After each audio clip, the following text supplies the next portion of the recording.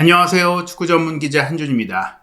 영국 정론지 텔레그래프가 토트넘 허스퍼의 손흥민 선수 계약 1년 연장 옵션 발동을 진행하고 있다고 보도한 가운데 영국 현지에서 후속 보도가 나와 화제가 되고 있는데요. 토트넘의 연장 옵션 발동의 의미는 내년 여름 손흥민 선수를 이적료를 받고 매각하겠다라는 이유에서 추진된 것이다라고 보도한 것입니다. 신규 재계약 논의가 이루어지다가 중단된 가운데 해당 내용을 전달받은 손흥민 선수의 에이전시 캠프에서 충격을 받았다라는 보도까지 나왔는데요. 현지 보도 내용 원문을 살펴보고 지금 토트넘과 손흥민 선수 사이에 어떤 일이 벌어지고 있는 것인지 분석해드리도록 하겠습니다. 영국 텔레그래프의 마이크 맥그라스 수석 기자의 보도에 이어 공신력이 높은 매체는 아니지만 취재력을 갖고 있는 기자 그레이엄 베일리의 기고를 소개하고 있는 더 부트룸이 익스클루시브를 달고 자신들이 직접 독점적으로 취재한 정보라면서 손흥민 선수의 캠프에서 토트넘이 새 계약 협의를 철회한 소식을 듣고 충격을 받았다라는 보도를 했습니다. 이 보도는 분명히 우리 대표 선수이자 우리 대표팀의 주장인 손흥민 선수에 대한 토트넘의 처우가 굉장히 불쾌하다라고 팬들도 받아들일 수밖에 없는 보도 내용인데요. 먼저 텔레그래프가 지난 11월 4일 수석 기자인 마이크 맥그라스 기자를 통해서 토트넘 허스퍼의 손흥민 선수 계약 1년 연장 옵션 발동을 곧 할 것이다라는 내부 결정이 이루어졌다고 보도를 했습니다. 토트넘과 손흥민 선수의 계약이 내년 6월 30일 7개월 후에 만료되는데 2021년에 손흥민 선수가 토트넘과 마지막 재계약을 체결했을 때 이 옵션을 포함했고 이 옵션은 구단이 권한을 가지고 있다. 구단에서 손흥민 선수 측에 옵션을 발동했다는 사실을 알리기만 하면 된다고 텔레그래프에서 취재한 내용을 소개했고요. 텔레그래프는 말씀드린 대로 영국 내 공신력 1티어 매체이기 때문에 확실한 관계자에게 들은 정보라는 점에 있어서 이 연장 옵션은 양자 간의 합의가 아닌 구단 독단적 결정이 가능한 계약 조건이다. 이렇게 보시면 될 것 같습니다. 손흥민 선수는 올 시즌 초반에 토트넘과의 계약 상황에 대한 질문을 받았을 때 새로운 계약을 고려하기보다는 본인이 토트넘에서 뛰면서 한 번도 우승하지 못했고 또 2008년 이후 구단이 우승컵을 들지 못한 것, 그 가뭄을 끝내는 것에만 집중하고 있다. 계약 기간 안에 모든 것을 바치겠다라는 말을 통해서 새로 계약을 체결하지 않을 것이다. 재계약은 없을 것이다라는 것을 암시했던 바가 있는데요. 그렇다면 더 부트룸의 독점 보도 내용은 어떤 것이냐? 말씀드린 그레이엄 베일리 기자는 공신력이 아주 높지는 않지만 영국 현지에 취재하고 있고 취재 네트워크를 갖고 있기 때문에 축구계 관계자들 사이에 나오는 정보를 듣고 보도하는 기자입니다. 가짜 뉴스를 생산하는 기자는 아니고 다만 이 소문이 정말 진짜로 이루어지고 있는 일인지 누군가가 의도를 갖고 뿌린 소문인지에 대해서는 구분해볼 필요, 체크해볼 필요가 있지만 이 보도 내용과 지금 흐름은 정황상 근거가 있다고 생각이 돼요. 본문 내용 하나씩 보면요. 손흥민 선수가 지난 일요일 에스턴 빌라와의 경기에 교체 아웃되면서 좌절감을 표시했고 토트넘의 주장인 손흥민 선수는 그 이후 구단으로부터 또 다른 논란의 소식을 전해 들었습니다. 라고 이야기를 시작하는데요. 더 부트룸의 취재에 따르면 토트넘 구단은 손흥민 선수 측에 새로운 계약에 대해 협상할 계획이 없다라고 전했다는 것입니다. 이 얘기를 조금 더 깊이 살펴보면 1년 연장 옵션 발동을 한다라고 알리면서 이후 그 추가적인 기간의 계약을 협의할 생각이 없다. 1년 연장 옵션으로 우리의 관계는 여기서 마무리된다라는 의사를 전했다고 볼 수 있는 건데요. 토트넘은 현재 손흥민 선수 캠프 측에 새로운 계약에 대한 협상을 진행할 계획이 없으며 토트넘의 주장인 손흥민 선수의 캠프에서는 새로운 계약 제안에 대해 구단이 극적으로 유턴을 하기로 한 결정, 이 협의를 할 것처럼 보이다가 철회한 이 결정에 충격을 받은 것으로 알려졌다라고 전했습니다. 즉 손흥민 선수 에이전시 측에서는 뭐지? 지난 시즌에 연장 옵션 발동은 발동대로 하지만 우리와 뭔가 좀 좋은 조건으로 더 높은 연봉과 더 긴 계약으로 얘기를 할 것처럼 보였는데 이게 완전히 물 건너간 사실을 전해 듣고는 놀랐다는 얘기인데요. 토트넘은 본래 손흥민 선수 측과 지난 시즌 새로운 계약 협상을 진행했었고 또 손흥민 선수 캠프 측에서도 구단과 선수 간의 당사자 간 의견을 조율하는 과정이 있었다고 합니다. 그러나 토트넘 구단 측은 내년 여름에 만료되는 계약에 대해 1년 옵션만 할 생각이라고 전한 겁니다. 구체적으로 그렇다면 이 새로운 계약에 대한 얘기가 어떻게 이루어졌느냐? 저희가 이미 지난 시즌에 거듭 영국 현지에서 나오고 있는 모든 손흥민 선수와 관련된 진짜 보도, 가짜뉴스를 제외한 진짜 보도들을 소개해드린 바가 있는데요. 먼저 손흥민 선수가 토트넘과 계약을 옵션이 아니라 새로 체결하고 연장할 거다라는 소식을 전한 인물은 토트넘 내부 사정을 잘 알고 있는 영국의 런던에서 살고 있는 에이전트 폴 오키프인데요. 이 폴 오키프가 영국 현지 시간으로 9월 8일에 자신의 소셜미디어 X를 통해 이렇게 올렸어요. 토트넘이 주장 소니의 계약을 연장하기 위해 추진하고 있다. 인포멀 토크, 공식적인 협상은 아니지만 이미 어떻게 보면 구두적으로 이야기는 오가고 있다라고 얘기를 했어요. 그 이유는 지난해 여름에 실제로 사우디아라비아의 알 이티하드가 손흥민 선수에게 거액의 연봉 그리고 구단 측에도 거액의 이적료를 제시하면서 손흥민 선수가 계약이 1년밖에 안 남은 시점에 떠날 수 있다라는 우려를 갖게 됐고, 그런 과정 속에 포스테코글루 감독이 손흥민 선수를 주장으로 선임했는데 주장으로서 리더십도 잘 발휘했을 뿐 아니라 개인적인 경기력도 케인이 떠난 이후 최전방에서의 공격력을 확실하게 책임을 져주면서 특히 히샬리송이 기대만큼의 플레이를 보이지 못하자 최전방 공격수로 배치해 투입했던 9월 2일 번리와의 경기에 해트트릭을 몰아치자 나이와 관계없이 몸 상태 건재하고 또 플레이도 좋고 앞으로 더 잘할 수도 있겠구나, 충분히 연장 계약을 해도 되겠구나라는 생각을 한 거예요. 그래서 1년 연장 옵션만 발동하는 게 아니라 만약에 사우디의 제안이라든지 그 외에 다른 제안이 온다고 하더라도 충분히 이적료를 받아낼 수 있도록 2년 이상의 신규 장기 계약을 추진하겠다라는 의지를 전달했다는 겁니다. 그 이후에 텔레그래프도 후속 보도를 했는데요. 영국 내 역시 1티어 기자죠. 런던 지역 소식에 정통한 맨로 기자가 손흥민 선수의 득점 행진이 계속 이어지던 9월 21일에 보도를 했는데요. 토트넘은 일단 손흥민 선수의 연장 계약을 추진하고 있는데 첫 번째로는 조금 더 유리한 상태에서 협상하기 위해서 1년 연장 옵션을 발동할 것이다. 이 보도를 하면서 사실 처음으로 손흥민 선수의 계약 안에 1년 연장 옵션이 존재한다는 게 알려졌어요. 지난해 여름까지만 하더라도 이제 손흥민 선수의 계약이 1년 뒤면 끝나니까 재계약 협의가 이루어지거나 혹은 손흥민 선수가 FA로 2024년 여름이 되면 1년을 남겨둔 시점에서 재계약 협상을 하거나 아니면 재계약을 맺지 않고 이적을 추진하겠거나 이런 생각들을 했는데, 옵션이 있다라고 하면은 2024년이 아니라 2025년까지도 상황을 지켜봐야 될 수 있고, 그때가 가서야 손흥민 선수 쪽에 조금 더 유리해지는 것, 즉 2024년 시점에는 여전히 토트넘이 이적 시장에서 유리한 상황이 된다라고 설명을 한 거예요. 이에 대해서 이 옵션이 존재하기 때문에 토트넘은 느긋하게 상황을 지켜보고 있다, 이렇게 얘기를 한 것인데, 간단하게 이 상황을 설명해 드리면 축구계 이적 시장에서 계약이 1년 남은 시점만 되면 선수 쪽이 그래도 유리해집니다. 그러나 2년 남은 시점은 구단이 가장 선수를 비싸게 팔 수 있는 시점이 되는 거예요. 즉, 이 1년 연장 옵션이 존재한다는 게 알려지면서 우리가 생각한 것보다 1년 더 미뤄서 손흥민 선수가 유리한 협상을 할 수 있는 상황이 된다는 것이죠. 일단 그래도 이때 손흥민 선수의 경기력이 워낙 좋았기 때문에 토트넘 구단은 손흥민 선수의 1년 연장 옵션 발동 플러스 추가적인 연장 계약을 체결하려고 준비했습니다. 맨로 기자의 보도에 이어 현지 2023년 9월 24일에는 풋볼 인사이더에서 토트넘이 역대 최고 연봉 계약 조건으로 손흥민 선수와 새로운 계약을 추진하고 있다고 보도했는데요. 이 얘기는 1년 연장 플러스 2년 등 총 3년 가까이 계약을 확실하게 늘려서 토트넘의 미래를 이끌어갈 에이스로서 조금 더 활약하게 만들면서 이를 위해 팀의 에이스이자 주장이자 얼굴이 된 손흥민 선수의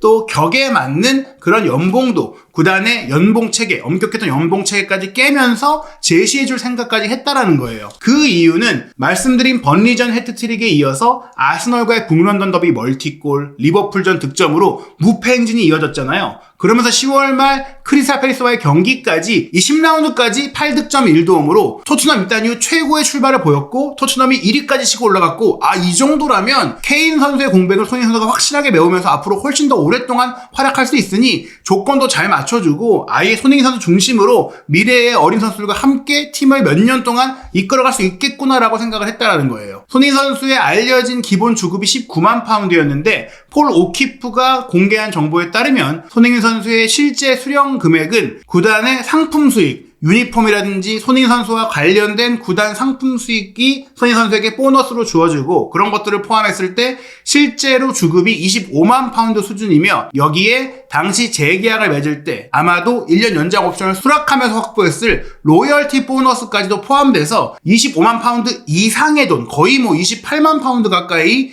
굉장히 높은 프리미어리그 최고 수준의 연봉, 주급을 받고 있다라고 할 수 있는 것이죠. 그런 과정 속에 손흥민 선수가 이 이상의 조건으로 정말 프리미어리그의 탑 10 안에 드는 그런 기본 주급까지 확보하는 계약이 추진되고 있었어요. 2023년 말까지만 하더라도, 그때까지만 하더라도 토트넘이 챔스도 나갈 것 같고 우승도 할 것 같고 포스테코글루 감독 체제에서 너무나 잘 될 것 같았고 손흥민 선수도 너무나 골을 잘 넣고 있었으니까 그런 얘기가 진행되고 있었습니다. 그러나 지난 시즌 후반기에 급작스레 팀의 위기가 찾아왔고 손흥민 선수도 아시안컵에 다녀온 이후에는 물론 손가락 부상도 있었고 체력적으로나 정신적으로나 힘들었던 여파가 있었지만 경기력이 떨어졌고 득점력이 떨어졌고 어려운 모습을 보였거든요. 그럼에도 불구하고 이것이 말씀드린 대로 빡빡한 일정 내지 손흥민 선수만의 문제가 아니라 토트넘도 다른 핵심 선수들이 많이 다쳤고 또 포스테코글루 감독의 축구가 자리를 잡는 과정 속에 시행착오도 있었기 때문에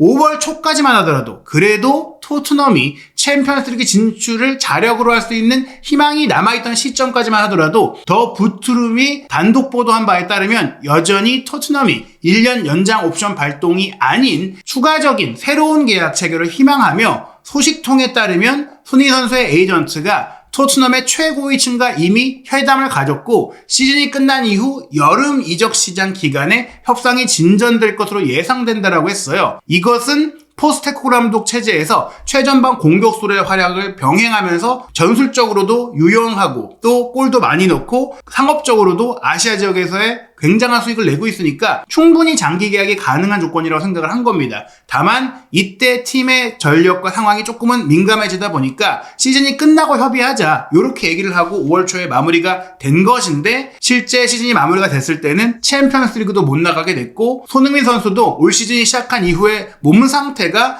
부상도 자주 발생하고 또 관리가 필요한 상황이 되고 풀 경기를 이전처럼 뛰지 못한 상황이 되자 토트넘은 생각을 바꾼 거예요. 장기 계약을 맺기에는 리스크가 있겠구나. 그러면 1년 연장 옵션만 발동해놓고 상황을 더 지켜봐야 되겠구나. 그러다가 에스턴 빌라와의 경기에서도 빠르게 교체 아웃을 시키면서 관리까지 필요한 상황을 보니까 1년 연장 옵션을 발동해놓고 그냥 그 1년만 더 쓰거나 아니면 내년 여름에 매각을 하는 게 유리하겠구나. 그렇게 토트넘 내부의 생각이 바뀐 것이죠. 그러니까 토트넘 내부에서 손흥민 선수와 추가적인 새로운 장기 계약 내지 최고 연봉 계약을 철회했다라는 거예요. 그리고 이 상황을 전에 듣게 되면 당연히 손흥민 선수나 손흥민 선수 캠프에서는 불쾌할 수밖에 없는 상황이겠죠. 그런 과정 속에 토트넘은 계속해서 손흥민 선수를 대체할 수 있는 포지션의 후계자를 영입했습니다. 당장 지난 여름에 한국 선수인 유망주 양민혁 선수를 영입한 것은 물론이고 좌우 측면을 모두 소화할 수 있지만 기본적으로 왼쪽 측면이 주 포지션인 프랑스 청소년 대표 윙포워드 윌슨 오두베르도 영입을 했는데 여기에 자체 육성 유망주인 마이키 무어까지 있고 잉글랜드 21세 이하 대표 핵심 선수인 제이미 기튼스의 이적료도 알아봤다라고 합니다. 최근에 나온 보도인데 토트넘이 손흥민 선수의 장기적인 대체자를 여러 찾아보고 있는데 제이미 기튼스에게 이미 5천만 파운드의 이적료를 확인하고 그 금액까지도 준비했다라는 얘기가 나오고 있어요.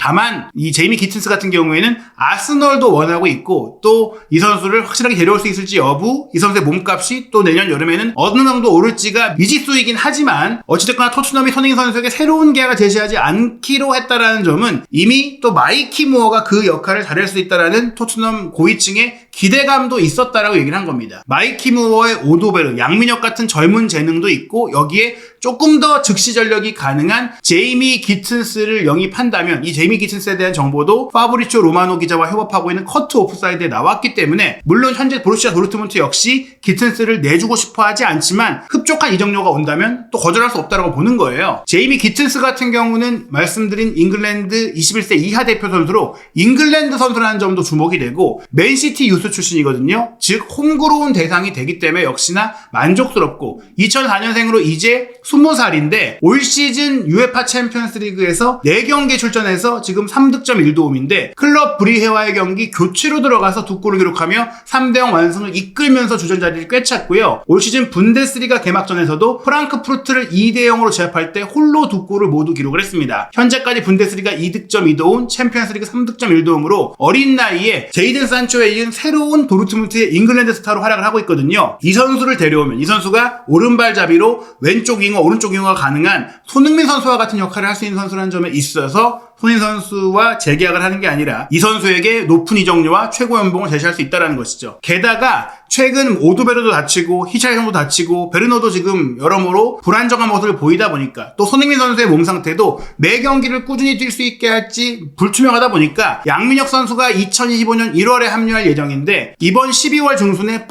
최대한 빠르게 합류하라는 지시가 내려졌다고 합니다. 양민혁 선수를 이렇게 빠르게 오라고 한 것은 이미 강원FC의 올 시즌 경기들이 이제 마무리가 되는 상황이다 보니까 마무리가 되면 그냥 와서 먼저 훈련도 하고 선수 등록은 못해도 12월부터 전술훈련도 하고 팀에 자리를 잡고 녹아들어서 1월 달이 시작되면 바로 경기에 투입될 수 있게 준비를 미리 하자라는 것이죠. 그렇다는 것은 1군 팀에 최대한 빠르게 자리를 잡으면서 다음 시즌에는 프리시즌도 함께 보낸 이후 확실하게 토트넘의 1군 주력 스쿼드에 합류한다는 얘기인데 그럴 경우 아무리 베르너의 임대 계약이 만료되고 베르너가 돌아간다고 하더라도 손흥민 선수가 팀을 떠난다고 했을 때 무어, 양민혁, 오도베르 그리고 히샤이성도 그 자리를 볼 수 있고 존슨도 있고 사실 많은 측면 공격수 자원들이 있잖아요. 여기에 만약에 기튼스를 영입한다거나 또 다른 유스팀의 유망주를 끌어올릴 가능성까지 생각을 한다면 또 임대를 간 선수들도 돌아와서 뛸 수 있다는 것들까지 생각을 한다면 이미 토트넘은 손흥민 선수가 없는 시대를 준비하고 있다고 볼 수 있겠죠. 양민혁 선수를 이렇게 급히 오라고 한 것은 12월에만 카라바오컵 또 맨유와의 8강전 경기 날짜도 설정이 됐는데 12월 20일 한국 시간 금요일 새벽 5시에 열리거든요. 12월에만 프리미어리그와 카라바오컵 유로파리그 경기로 9경기를 치러야 되는 미친 일정이에요. 그 일정 속에 누가 더 다칠 수도 있고 체력이 떨어질 수도 있고 힘들 수가 있기 때문에 양민혁 선수에게 하루 빨리 와서 훈련하고 호흡을 맞추고 1월달 첫 경기부터 출전할 가능성을 준비하는 겁니다. 바로 1월 4일 토요일 9시 반에 열리는 2015년 첫 경기 뉴캐슬전이 최소한 교체 출전으로 양민혁 선수가 데뷔전을 치를 수도 있는 것이죠. 그 외에 아스널과 북런던 더비 이후 에버튼전, 레스터시티전 프리미어리그 경기와 호펜하임전, 엘프스보리전 등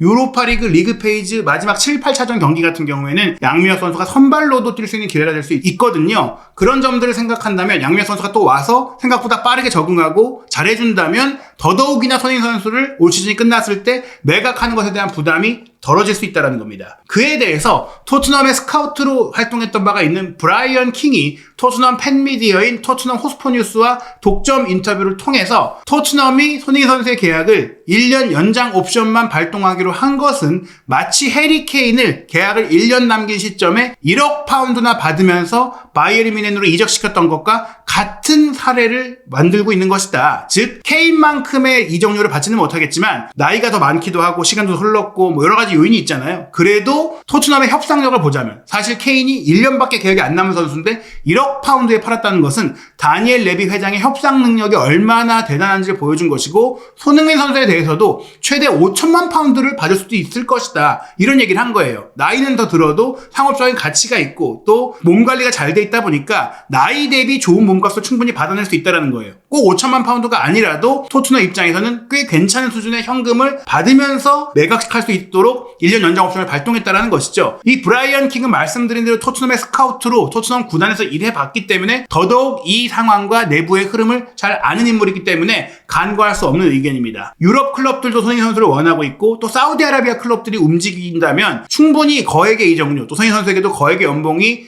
남을 수 있다는 것이고 많은 팬들이 또 손흥민 선수와 장기 계약을 하길 원하지만 그래도 어느 정도 팬들의 마음을 달랠 수 있는 부분들은 매각을 하면서 거액의 이적료를 수령하고 그를 통해 선수 전력 보강을 한다면 충분히 팬들의 마음을 달랠 수 있을 것이다라는 의견인 것이죠. 이런 상황은 분명히 손흥민 선수 입장에서는 토트넘의 레전드이자 토트넘의 모든 것을 바쳐왔고 10년간 뛰어왔던 본인의 입장에서는 굉장히 서운하고 굉장히 기분 나쁠 수밖에 없는 그런 상황이기 때문에 손흥민 선수의 에이전시 캠프 측에서 충격을 받았다고 밖에 할 수 없는데요. 바르셀로나가 손흥민 선수에 대해 관심을 갖고 있다는 보도들을 저희가 소개해드렸는데 로헤르 토레오 문도데포르 기자를 통해서도 이것이 명확하지 않은 뉴스이며 현 시점에서는 추진하지 않고 있다라고 저희가 체크를 해드렸고, 엘 나시오날도 이후 후속 보도에서 한지 플릭 감독이 나이를 고려했을 때 기량은 좋지만 또 이적료가 없거나 낮아도 계약금과 연봉이 높을 수밖에 없기 때문에 그 정도의 돈을 쓴다면 더 어린 선수를 선호한다, 다른 대안을 모색하자, 더 오랫동안 확실하게